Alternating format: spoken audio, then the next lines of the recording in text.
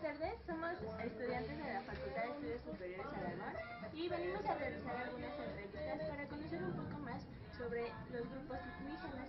En este caso estamos con mi amigo. ¿Cuál es tu nombre? Mi nombre es Jacobo Rendón. Ok. ¿Y de qué comunidad o de qué grupo étnico vienes o conoces? Bueno, yo soy, nací en Alzayanca, Tlaxcala, que es un municipio de Tlaxcala, pero realmente bueno, yo conozco muy bien y conozco las tradiciones de la comunidad de Chaltitla, porque pues de ahí es mi mamá.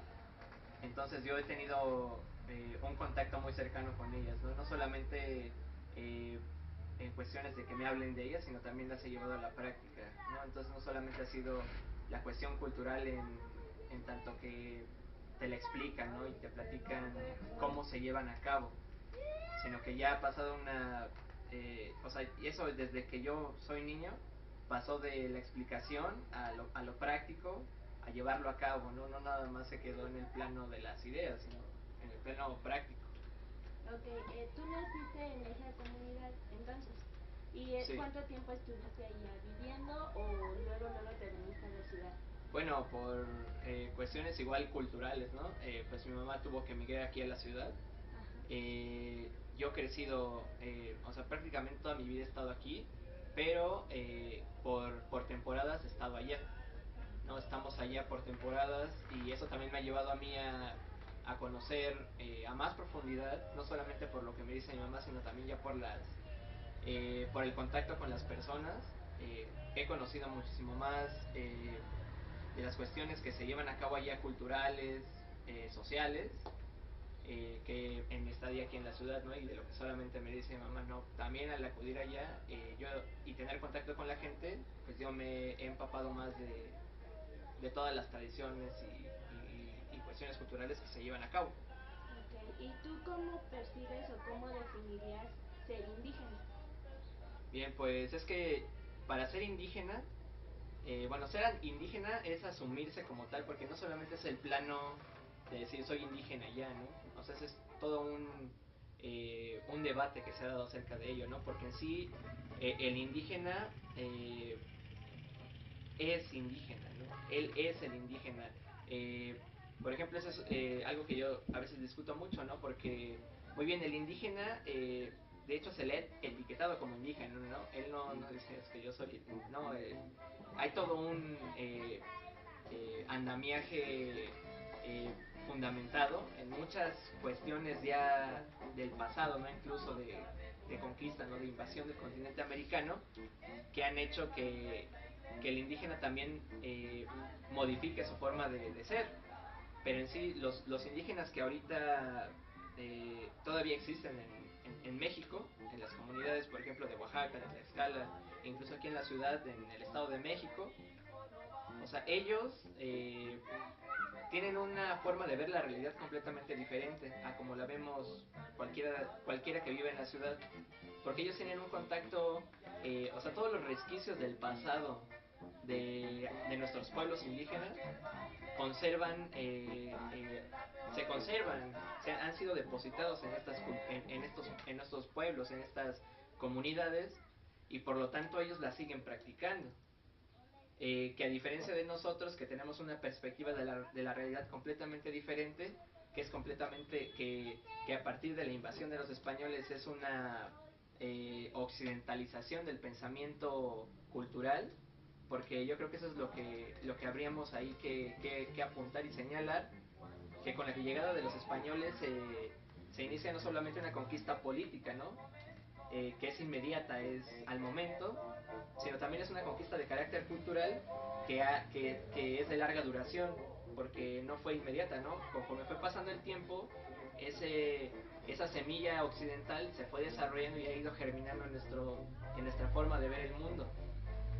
Pero a diferencia de las culturas de los pueblos indígenas, en ellos este proceso de larga duración sigue su curso, ¿no? Ellos todavía no han sido completamente occidentalizados, incluso han sido alejados de la historia, ¿no? Por ejemplo, en la historia se maneja ese término, occidentalmente se dice, no, es que los pueblos sin historia.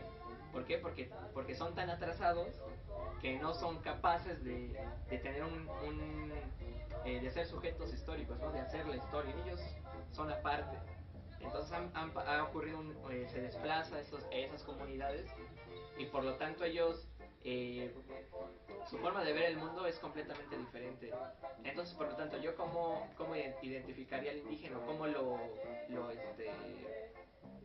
definiría, pues se lo definiría como sujetos que tienen una forma de ver la realidad completamente diferente y que en sus prácticas sociales, políticas y culturales tienen todavía resquicios de los pueblos originarios desde antes de la colonia, ¿no? De los pueblos mesoamericanos, ahí reside algo que a diferencia de los citadinos, ¿no? De los que vivimos en las ciudades, pues ese patrón ya ha sido casi nos han desprendido de eso, ¿no?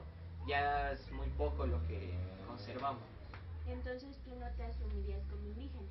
Yo no me asumiría como tal, pero yo comparto mucho con ellos, ¿no? O sea, yo lo comparto, yo me siento parte de México por eso, ¿no? Porque yo me veo reflejado en ellos. Hace unos meses tuve una charla con un croata. Bueno, no, él es un serbio.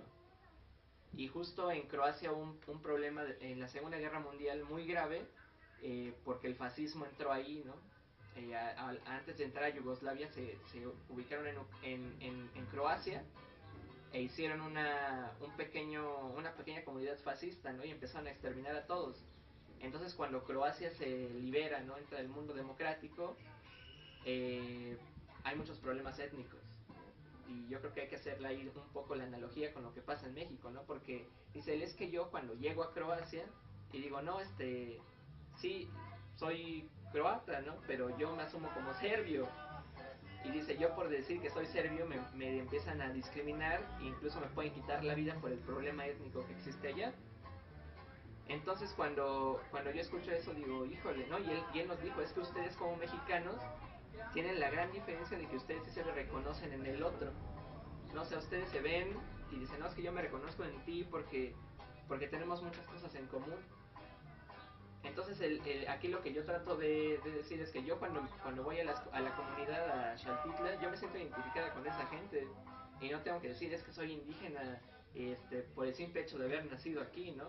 O sea, es una cuestión que yo creo que debe de trascender más allá de eso, porque sí, yo veo que la forma de pensar por ejemplo, de mi mamá, que sí creció casi toda su vida allá, es completamente diferente a la que yo tengo, por ese simple hecho de que ella, al tener un contacto todavía más concreto y más cercano a ellos, pues su forma de ver la realidad es completamente diferente. Y sí, ella me ha trasladado a mí parte de esa forma de ver la realidad, pero justo por la realidad en la que vivo y por la cual estoy constantemente condicionado y que me está condicionando a ver una forma de la realidad completamente diferente, pues entonces ahí hay una ruptura de carácter cultural, ¿no? E ideológico que no están divorciadas, por así decirlo, pero que sí yo me planteo la diferencia, ¿no? Y podríamos decir, no, pues así es una cuestión, porque yo bien me podría asumir como indígena, ¿no? Y yo creo que no tendría problema con eso porque digamos que podría cumplir con varios de los requisitos. Eh, pero yo sí quiero, bueno, a mí sí, porque yo creo que es un carácter bueno, ya estando analizando las cuestiones de una forma más crítica, como que a mí sí me gusta eh, como, como que poner ese asunto, ¿no? Yo me siento identificado con ellos, por ejemplo, en las comunidades de Chiapas, de Oaxaca, en todos sus movimientos políticos, yo los apoyo, ¿no? Yo les doy todo mi apoyo a ellos, pero de eso a que yo me asuma como ellos y decir, órale, soy indígena, yo creo que habría que ahí apuntar unas cosas, ¿no? Muy importantes, pero ahí es como yo lo dejaría. Y mencionas que tu mamá es parte de ese grupo indígena. ¿Tú cómo has notado que te tratan cuando hablas sobre su grupo indígena, no sé, en tu escuela, con otras personas? ¿Cómo, cómo reciben esta información? No sé, ¿te hacen a un lado, te hacen caso, se impactan por lo que les dices? No sé, ¿cómo? Bueno, es que yo creo que también esto depende de con quién lo compartas, ¿no? Por ejemplo, si lo comparto con alguien de mi localidad, pues lo ven como algo bonito, ¿no? Como de turista, ¿no? Así, qué bonito que conoces eso, ¿no? Pero en cambio cuando lo hablas con alguien, no sé, por ejemplo con los extranjeros, ¿no? Que es como, o sea, ellos sí lo ven igual como que bonito, pero por ejemplo con un extranjero crítico, te puede decir, no, pues, a ver, bueno, ¿y allá qué hay, no? O sea, porque su forma de ver el mundo es diferente a la que yo tengo.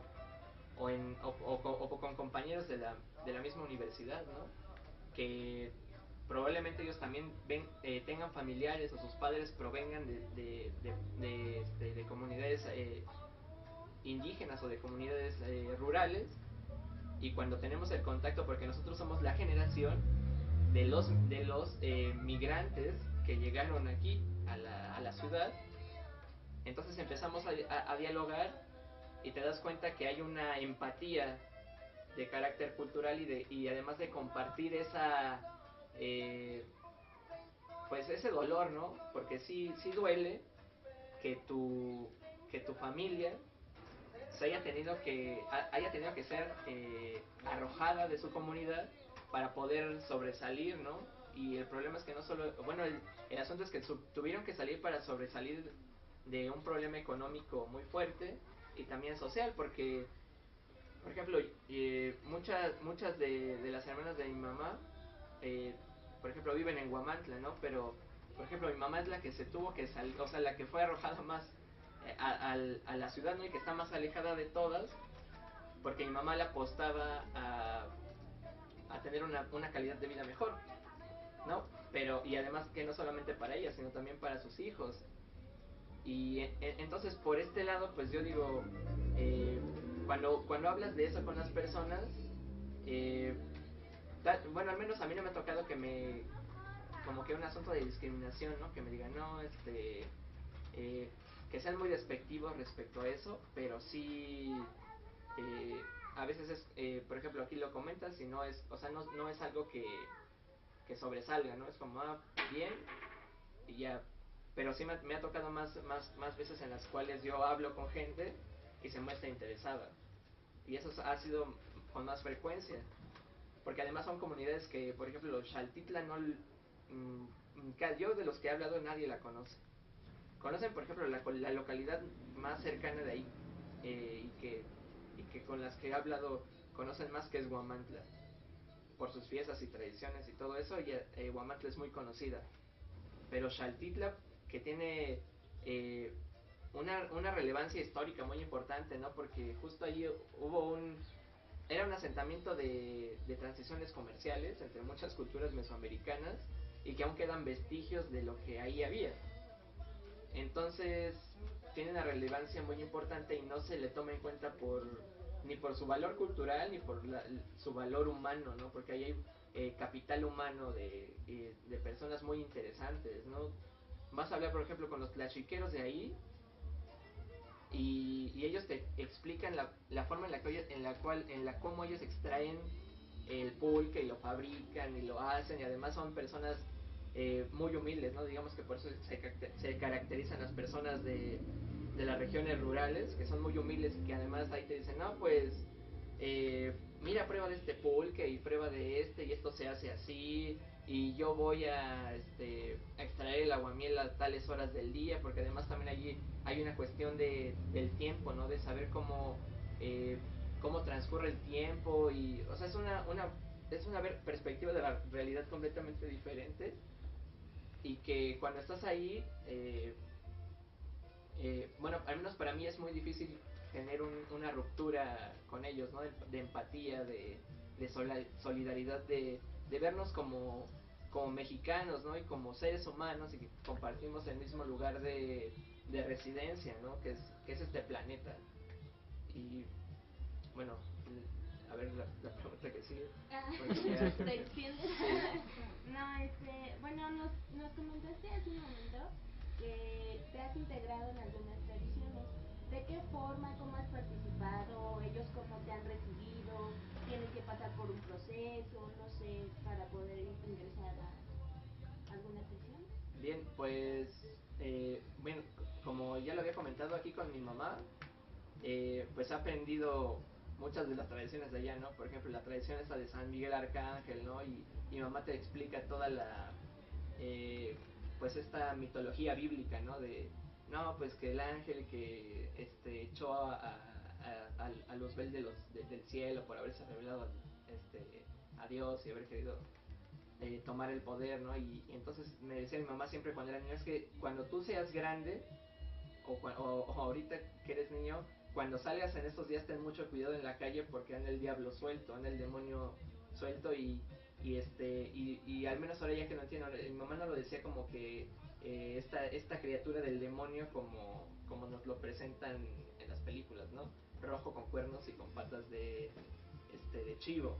No, mi mamá lo decía en respecto a que hay personas que están haciendo el mal en la calle y que en esa época o en ese día respectivamente tenías que tener cuidado porque San Miguel está como haciendo su trabajo, no está tratando de depurar ese mal del mundo.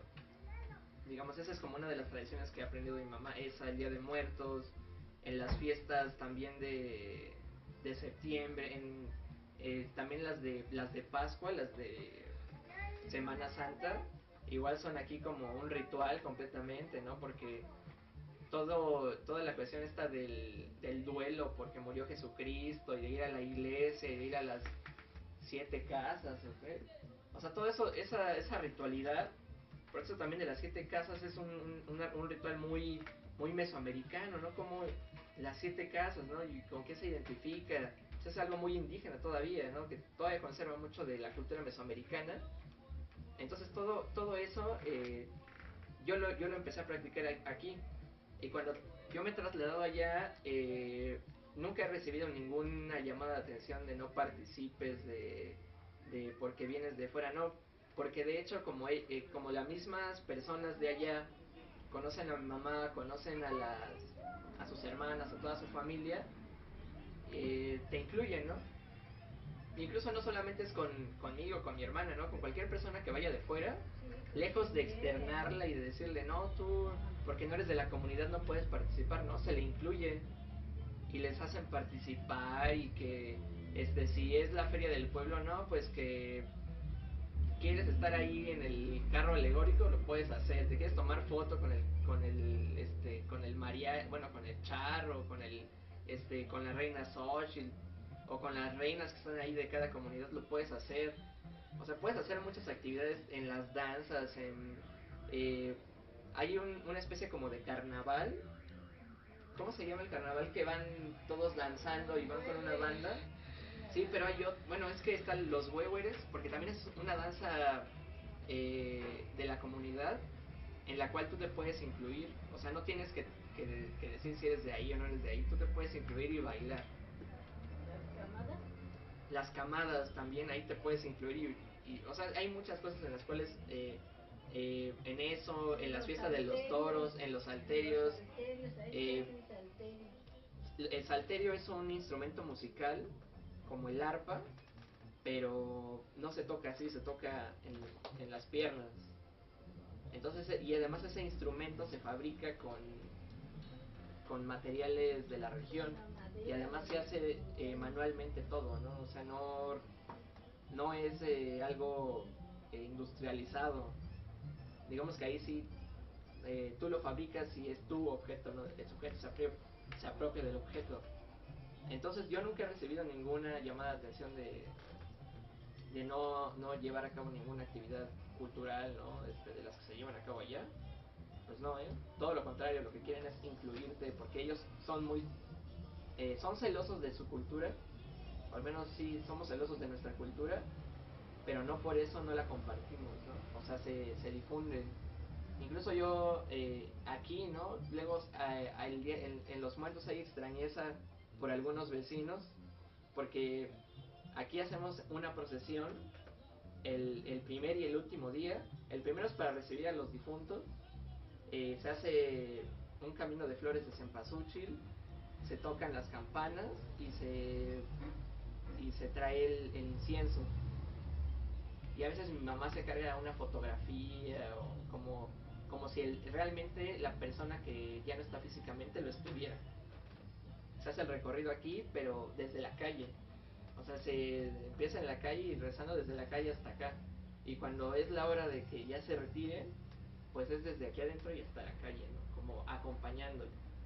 Entonces, sí hay a veces extrañeza por algunos, pero son las manifestaciones de la cultura, ¿no? Y entonces también, eh, pues luego hay gente que por la extrañeza pregunta, ¿no? Y bueno, ¿y por qué usted hace eso, no? Y ya mi mamá les explica. Hay más extrañeza aquí que allá, ¿no? Sí, entonces mi mamá al explicarlo, yo digo que lo hace con la intención no solamente de que las personas entiendan la actividad que estamos haciendo aquí, sino también por decir, bueno, es que no es algo ajeno a ti, ¿no? O sea, tú también tienes introyectado en tu bagaje cultural de qué es la fiesta de los muertos. El asunto es que ya has pasado por la depuración ideológica de la ciudad, ¿no? Que ya te ha desarraigado completamente esas tradiciones. Ok, entonces por todo lo que nos has dicho, ¿consideras que es muy importante seguir conservando las tradiciones de los grupos étnicos? Sí, bueno, es que eso es de suma importancia, porque justo lo que hace que un país sea fuerte es la unión cultural que exista, porque eso es algo que aquí en familia hemos discutido, ¿no? Hemos platicado que uno de los grandes problemas que tiene ahorita el país es que no hay una unificación, ¿no? No hay nada que nos unifique. Y esa unificación debe ser una unificación de carácter cultural. Entonces, aquellas culturas que han sido desplazadas y que han tratado de desaparecer, y que toda esa cultura que vemos como folclore, ¿no? Que realmente es cultura, ¿no? No es solo es cultura, en el estricto sentido de la palabra, así como las pirámides de Egipto, el Coliseo Romano, etcétera, cuestiones culturales que en Europa se consideran cultura. Bueno, pues aquí tenemos Teotihuacán, pues aquí tenemos Chichén Itzá, pues aquí tenemos las iglesias, tenemos muchas cosas hechas por indígenas que son culturales, ¿no? El asunto es que siempre nos dicen, no, es que la danza flamenca es cultural, pero la danza indígena de los huehueres, no, eso es folclore, ¿no? Cuando también es una manifestación de carácter cultural que están teniendo los indígenas y que están teniendo las personas que han querido ser borradas, eliminadas de la perspectiva cultural occidental. ¿Por qué? Porque esa es o sea, se sale de la explicación que ellos tienen de la realidad. Entonces, cuando toda esa manifestación cultural se hace presente, pues ellos están haciendo presente el... eh, pues están trayendo de vuelta a los muertos, ¿no? A los que fueron exterminados en aquella invasión europea que quería terminar con todo eso. Entonces se están regresando a manifestar, y entonces la importancia que tiene, al menos yo, tanto por a lo que me dedico, ¿no? Y por lo que he investigado, y bueno, ahorita me viene a la mente un término, ¿no? Que hay un filósofo que se llama Walter Benjamin, que dice, no, es que los historiadores son como el trapero, ¿no? El trapero que va al pasado, que recoge del pasado toda esa basura, todo aquello que ha sido arrojado al basurero de la historia, y lo trae al presente para que tenga una nueva validez de carácter cultural, ¿no? Político, social. Bueno, esto yo digo que no es solamente una cuestión de los historiadores, también, por ejemplo, las comunidades. Por ejemplo, mi mamá que se tuvo que venir a la ciudad, pues ella al llegar aquí y externar todo lo que culturalmente ella aprendió allá, está reivindicando a su comunidad y a todas las comunidades indígenas de México en un lugar en el que es completamente extraño, y que además podría ser incluso visto como algo malo, ¿no? Como algo que no debe ser visto porque ensucia la imagen o porque está degradando la cultura que todos los de aquí tienen. Cuando, no, cuando lo que en realidad estamos haciendo es enriqueciendo todo ese bagaje cultural del cual cada día más nos están arrojando, ¿no? Nos están tratando de depurar todas esas cuestiones culturales. Porque si ahorita echamos un vistazo a todo lo que culturalmente se nos ofrece, pues yo al menos no he tenido información de que por aquí nos digan vamos a ofrecer un concierto de danza mesoamericana o de danza tradicional mexicana. Ya no se hace, o al menos yo nunca he visto que aquí se haga. Entonces cuando todo lo que mi mamá nos enseña aquí y nosotros a la vez lo transmitimos, pues yo creo que ya con eso estamos manifestando que las culturas indígenas están más presentes que nunca, ¿no? Están a flor de piel.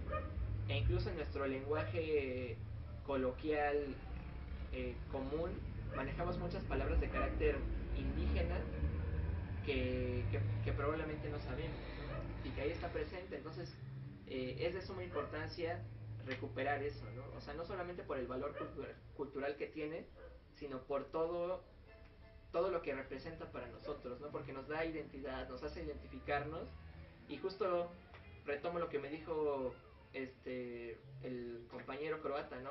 Es que ustedes tienen esa virtud, ¿no?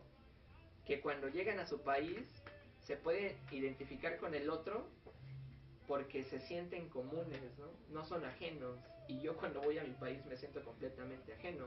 Entonces hay que ver eso como una cualidad de nosotros como mexicanos y que nos dé un punto de partida para construir un país que sea mejor, porque se puede mejorar, pero para mejorarlo hay que recuperar todo esto que es tan común de nosotros pero que hemos olvidado. Ok, bueno, pues tu punto de vista fue muy importante para nosotros por la cuestión del contraste que tiene, ¿no? De estar en la ciudad, pero a la vez, pues que tu mamá pertenezca a un grupo étnico, pues creo que sí es un gran contraste y tu punto de vista fue muy importante. Eso fue todo por nuestra parte, gracias. Y pues estaremos aquí molestando nuevamente si es que nos Sí, da la cuando oportunidad. quieran, cuando quieran. Gracias. Bueno.